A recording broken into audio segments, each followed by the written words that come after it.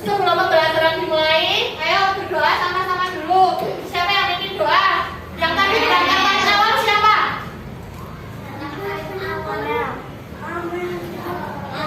Ayo masuk tempat. Ayo teman-temannya bikin doa. Ayo masuk.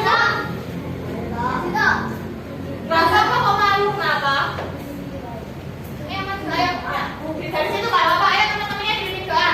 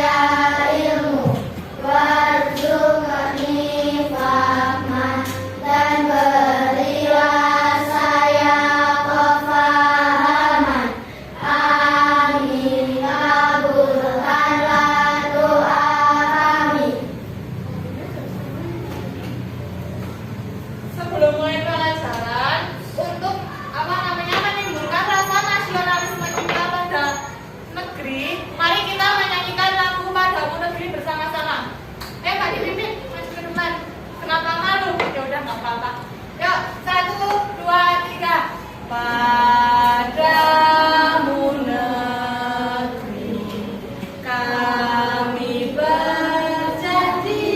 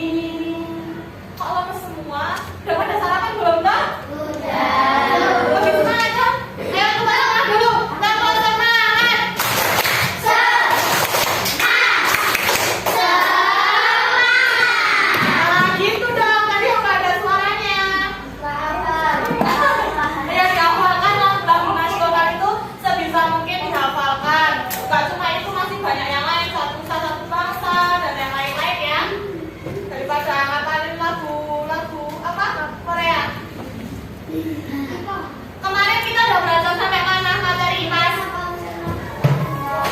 Kemarin kita sudah membahas tentang sampai sini ya kemarin ya. Ini. Nah, kemarin kita sudah membicarakan tentang cerita tentang daerahku. Nah, kalian kan tahu sendiri kalau daerah yang tempat kalian tinggal sekarang itu tentunya berbeda dengan zaman dahulu kala. Coba sekarang dari kalian kecil dulu. Waktu kalian kecil, seingat kalian umur berapa dulu? 3 tahun mungkin. Sama sekarang kalian kelas 4 SD udah beda nggak? Beda. Nah, apalagi zaman dahulu.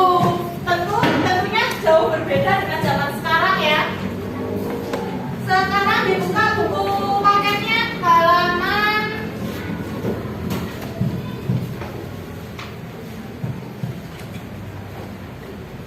halaman 128.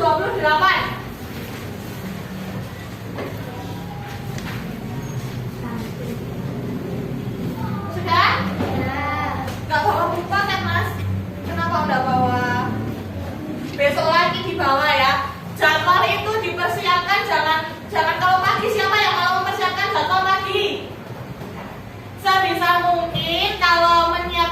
awal itu sore atau malam setelah belajar. Supaya apa? Supaya nggak ketinggalan bukunya. Kalau disiapin pagi, kalian ya kalau kalian bangunnya basi, kalau kalian bangunnya kesiangan, nanti pasti ada yang ketinggalan. Besok lagi sih sore atau malam ya kalau nyiapin buku ya. Setelah belajar, setelah mengerjakan PR untuk hari berikutnya itu langsung ditata, jadwalnya dimasukkan kelas. Besok ada pelajaran apa aja yang harus dibawa itu sudah harus dipersiapkan sehari sebelumnya. Supaya apa? Supaya nggak ada yang ketinggalan. Nah, di halaman 128 itu ada kerajaan-kerajaan di Nusantara. Kemarin kita udah bahas sedikit tentang ini ya, tentang kerajaan-kerajaan di Nusantara. Jadi kerajaan-kerajaan yang pernah berkembang di Nusantara di Indonesia ini ada 3. Apa aja yuk? Agama apa? Kerajaan apa? Hindu, Buddha, terus Islam. Kalau siapa yang udah pernah main ke Keraton Jogja? Keraton Solo? Nah, besok kalian kalau liburan, kalau kalian bingung, mau liburan kemana ya? Ini kan gimana? Di Solo. Nah, itu di Solo sama Jogja itu adalah bukti nyata peninggalan sejarah zaman dahulu, kerajaan zaman dahulu. Kalau kerajaan Islam ya di Demak itu ada. Siapa yang pernah ke Masjid Agung Demak? Sudah pernah ziarah belum? Aku. Nah, itu kalian besok kalau bingung-bingung mau liburan kemana ya? Kalau mau liburan ke pantai kan sudah biasa ya sekarang. Siapa yang udah pernah ke pantai? Kayaknya semua udah pernah ke pantai kan kalau ke pantai. Nah, supaya besok berbeda, sebentar lagi kan kalian ujian ini. Nah, setelah ujian kan mesti libur. Kalian bisa bermain ke Keraton Jogja, Keraton Solo, ataupun ke mana? Masjid Agung, benar sekali. Nah, kerajaan bercorak Hindu Buddha itu dibawa oleh siapa ya? Ya, dan pedagang India ya. Jadi dulu itu kan kita ada pedagang India yang masuk ke Indonesia. Dulu kan kita ini berdagang itu kan melewati laut-laut kan. Nah, itu sejak kedatangan pedagang India itu, nah di Indonesia ini mulai apa? Perindapan. Ya, sekarang kalau kalian kenal dengan nama perindapan itu kayaknya suku deh. Kalau India. Nah, itu tuh dibawa oleh pedagang India yang datang ke Indonesia. Lalu rakyat Indonesia ini yang dulunya itu sebenarnya kita tuh nggak mengenal agama apapun ya, kita masih menganut kepercayaan kayak animisme, dinamisme, kayak menyembah patung, berhala. Itu mulai ada kepercayaan Hindu dan Buddha. Nah, setelah itu kan kerajaan Hindu Buddha sudah ada di Indonesia, lalu datang lagi yang membawa Islam ke Indonesia. Siapa ya yang membawa Islam ke Indonesia? Itu adalah ya.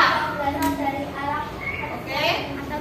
Nah, ya sama kayak yang Hindu Buddha, Islam pun datang ke Indonesia melalui pedagang yang berasal dari Arab, Persia, dan Gujarat. Jadi emang dulu itu Indonesia itu ini ya terkenal banget awal mulanya itu ini sistemnya itu melalui sistem perdagangan. Banyak yang agama masuk, terus itu tuh awalnya itu dari perdagangan itu sendiri. Nah, sekarang coba Bunia akan perlihatkan video ini tentang sejarah kerajaan Hindu, Buddha, dan Islam, bagaimana bisa masuk ke Indonesia. Kalian perhatikan, terus nanti kalian dicatat di buku kalian. Di situ kan ada kerajaan-kerajaan Hindu, Buddha, Islam. Nanti dicatat di buku kalian. Di situ apa aja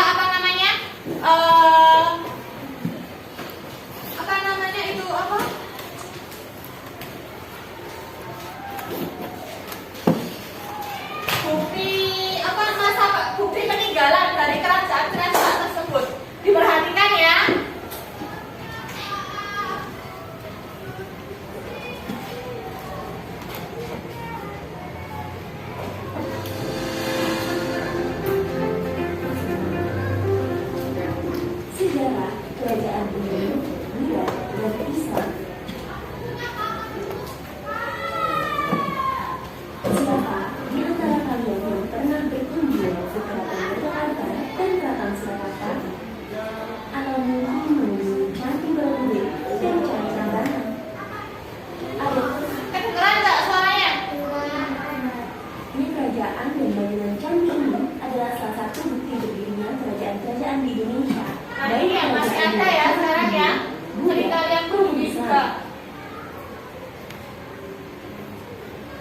Kerajaan bercorak Hindu-Buddha diperkirakan berdiri di Indonesia sejak abad keempat Masehi.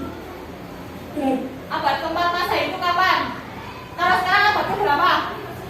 Sekarang sudah abad ke-2000, berarti abad keempat Masehi itu adalah 400 tahun, 400 Masehi, berarti berapa tahun yang lalu? Sekitar 1600 tahun yang lalu ya. Berarti udah lama sekali.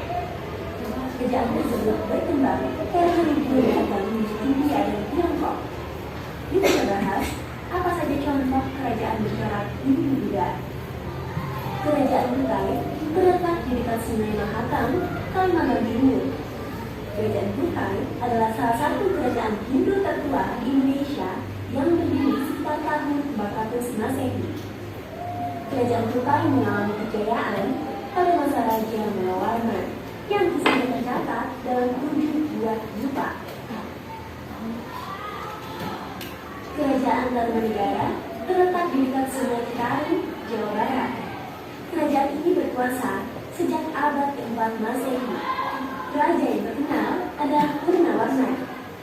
Peninggalan Kerajaan Tarumanegara adalah prasasti Hindu. Nah, ini peninggalan kerajaan apa tadi?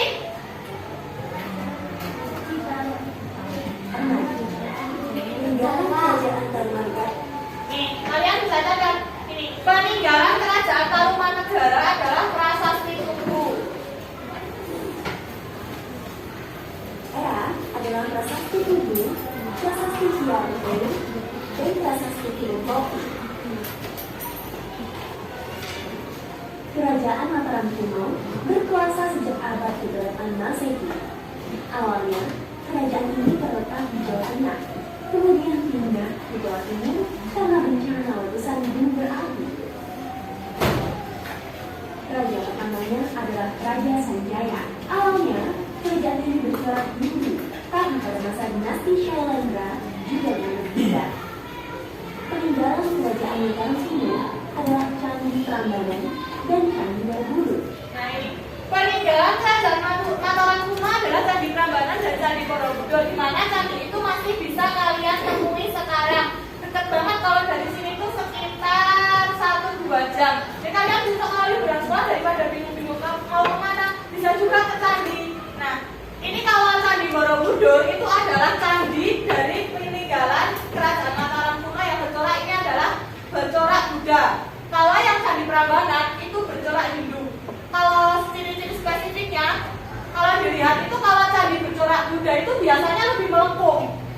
Kalau candi bercorak Hindu biasanya lebih runcing.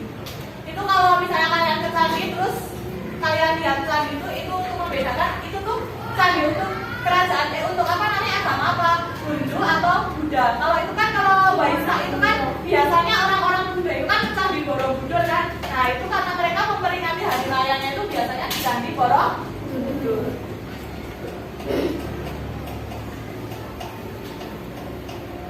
Kerajaan Sriwijaya adalah kerajaan bercorak Buddha yang berdiri sejak abad ke-7. Kerajaan ini terletak di Palembang, tepatnya di dekat Selat Malaka. Kerajaan ini mampu berkembang dengan pesat karena Selat Malaka merupakan pusat pelayaran dan perdagangan internasional. Raja yang dikenal adalah Raja Balatradewa. Peninggalan kerajaan Sriwijaya adalah prasasti kehidupan bukit dan prasasti tanah tua. Kerajaan Singosari terletak di Malang, Jawa Timur. Kerajaan ini didirikan oleh Ken Arok pada abad ke-12. Raja yang terkenal adalah Kertanegara yang membawa. Nah, kalau dengar kata Ken Arok kalian pasti familiar ya.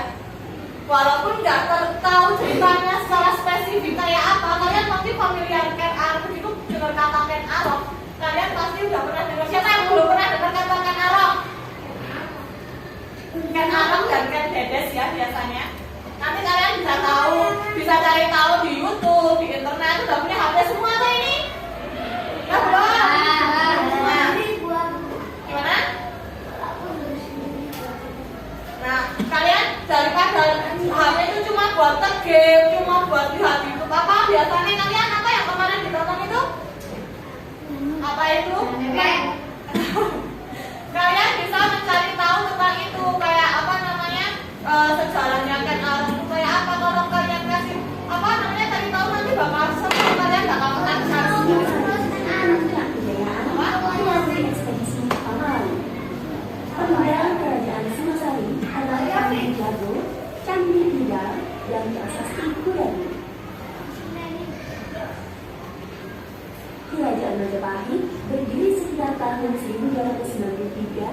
sampai 1527 Masehi dan berpusat di Jawa Timur. Kerajaan ini didirikan oleh Raden Wijaya dari Kerajaan Singasari. Kerajaan Majapahit adalah kerajaan Hindu-Buddha terakhir. Nah, kerajaan Majapahit ini adalah kerajaan Hindu-Buddha terakhir yang menguasai Nusantara. Nah, ini sebelum pedagang-pedagang dari Arab, terus tadi mana? Arab terus mana? Nah, itu tuh datang ke Indonesia. Nah, setelah itu tuh masa kejayaan Majapahit ini perlahan mulai redup lalu digantikan dengan kerajaan Islam. Yang menguasai Nusantara dan dianggap sebagai kerajaan terbesar. Kekuasaan Majapahit terbentang dari Jawa, Sumatera, Semenanjung Himalaya, Kalimantan, hingga Indonesia bagian timur. Pada masa kepemimpinan Hayam Wuruk dan Mahapati Gajah inilah Majapahit berada di puncak kejayaan. Peninggalan kerajaan Majapahit adalah Candi Tikus dan Kitab Sutasoma. Jadi kalau kerajaan tuh biasanya dulu tuh kayak Majapahit. Biasanya kan kita kalau Jawa Tengah misalnya, Jawa Tengah itu cuma ada di sini kan, di tengah-tengah, ya udah di satu daerah aja. Nah, kalau kerajaan itu biasanya dulu menyebar. Jadi satu kerajaan Majapahit itu tidak hanya ada di satu tempat, tapi kayak tadi ada di Sumatera, ada di Jawa, dan ada di Kalimantan. Bagaimana dengan kerajaan bercorak Islam? Nah, ini berasal dari Arab itu sudah mulai masuk ke Indonesia ya. Melalui para dagang dari Arab, Persia, dan Gujarat. Yuk kita bahas apa saja contoh kerajaan bercorak Islam. Kerajaan Islam yang awal muncul adalah Kerajaan Samudra Pasai di Aceh. Kerajaan ini didirikan kerajaan Islam pertama di Indonesia itu Samudra Pasai itu ada di Aceh. Kenapa sampai sekarang tuh makanya Aceh itu adalah kayak kalau di Indonesia itu merupakan negara ya, kalau orang bilang itu apanya Arab ya, saya lupa. Jadi pokoknya kalau di Indonesia itu kerajaan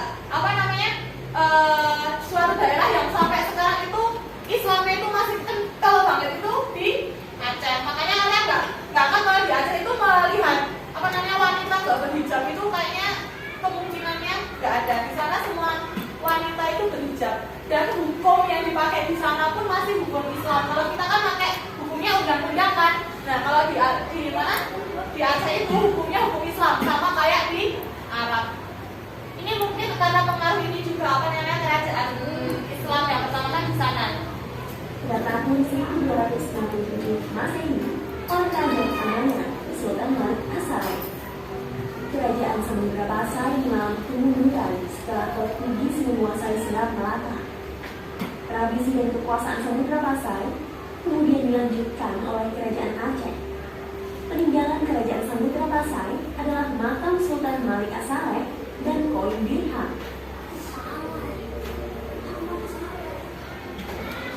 Kerajaan Islam pertama yang muncul di Pulau Jawa adalah Kerajaan Demak. Semula, Demak merupakan salah satu wilayah di bawah kekuasaan Majapahit. Kerajaan ini didirikan sekitar tahun 1475 Masehi oleh Raja pertamanya, Raden Fata. Peninggalan Kerajaan Demak adalah Masjid Agung Demak. Nah, ini Masjid Agung Demak ini sampai sekarang itu Masjid Agung Demak itu masih sangat ramai dikunjungi oleh oleh orang-orang. Biasanya di sana itu mereka kalau habis ziarah itu pasti ke Masjid Agung Demak. Karena kalau yang di sini kan kalau yang buat ziarah itu Masjid Agung Demak, terus mana lagi? Kudus, yang searah ke Kudus, terus Ampel. Coba yang udah pernah ziarah sampai sana? Ikut ibu ya atau ikut bapak belum pernah? Apa?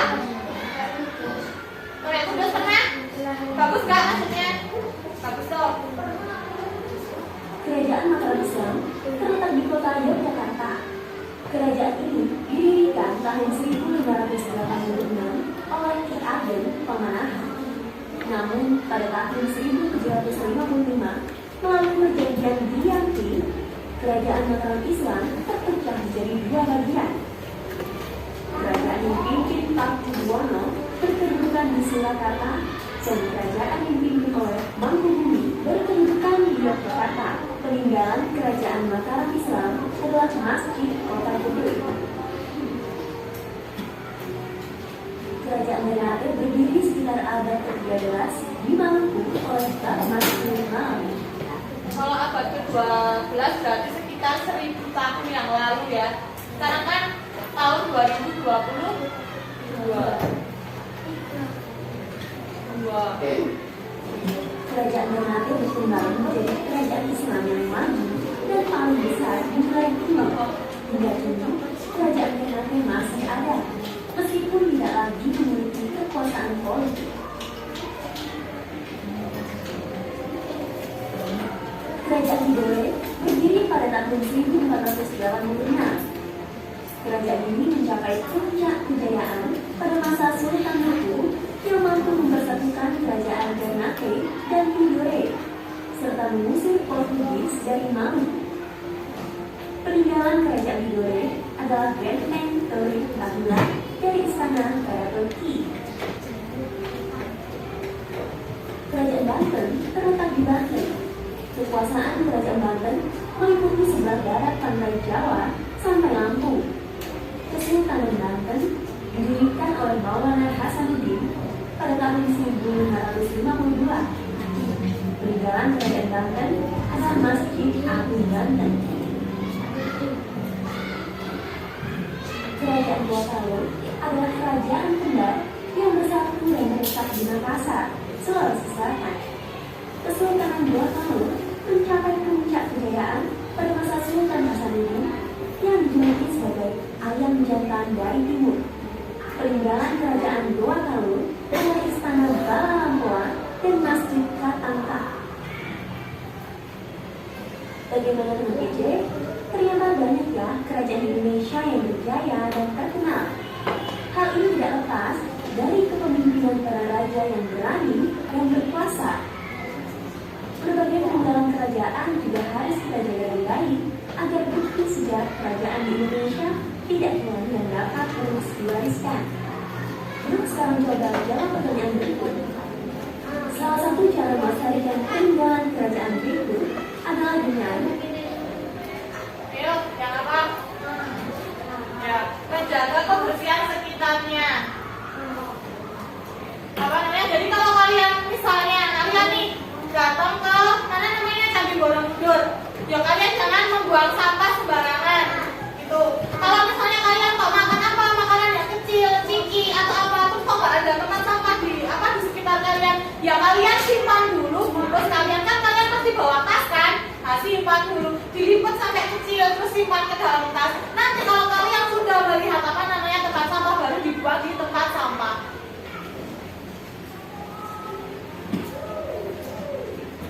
coba tulis jawaban kamu di kolom komentar ya. Nah, itu tadi adalah sejarah perjalanan apa?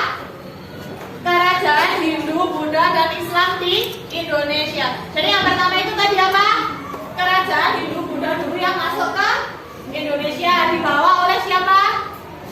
Pedagang dari mana?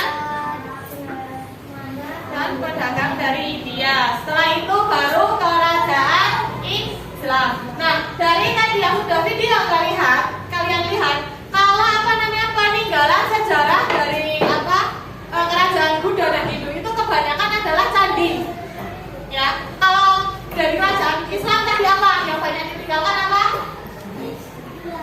Nah, kalau yang memperhatikan pasti tahu. Tadi kalau dari kerajaan Islam itu adalah masjid yang paling banyak ditinggalkan. Kayak Masjid Agung apa nanti tadi namanya Masjid Agung Banten, terus Masjid Agung Demak, Kudus. Mana tuh Masjid Agung Payaman di mana? Oh iya. Kamu suka ke masjid nggak? Sering ke masjid nggak? Mbak. Kayak kalau deket ke masjid tuh katanya dekat dari rumah. Oh ya, nggak apa-apa yang penting ke masjid ya. Kalau cowok itu lebih bagus kalau sholat itu di masjid. Kalau cewek kalau siang juga bagus di masjid, tapi kalau malam lebih baik di rumah saja kalau sholat ya. Nah,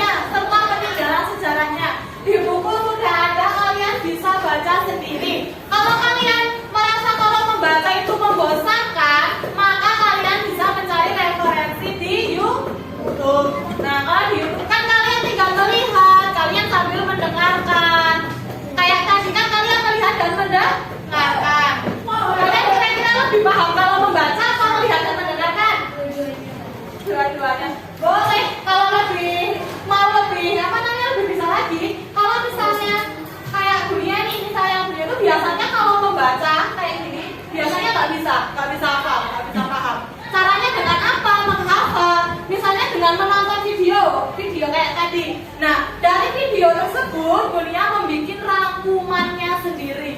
Dengan cara itu akan lebih mudah dihafal dan dicerna. Karena apa? Karena itu adalah tulisan kita sendiri, karangan kita sendiri, rangkuman kita sendiri. Itu bisa dicoba, ya siapa tahu kalian berhasil. Kan kalian mau ujian.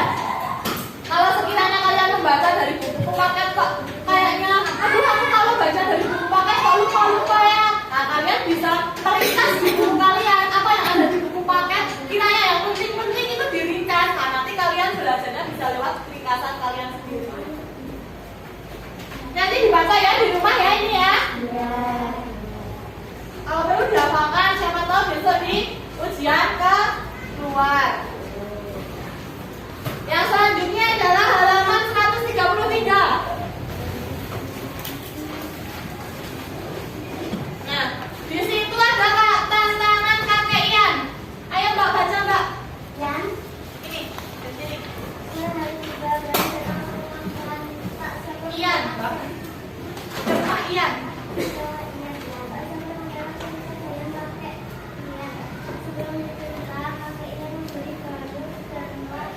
Dan Ian akan.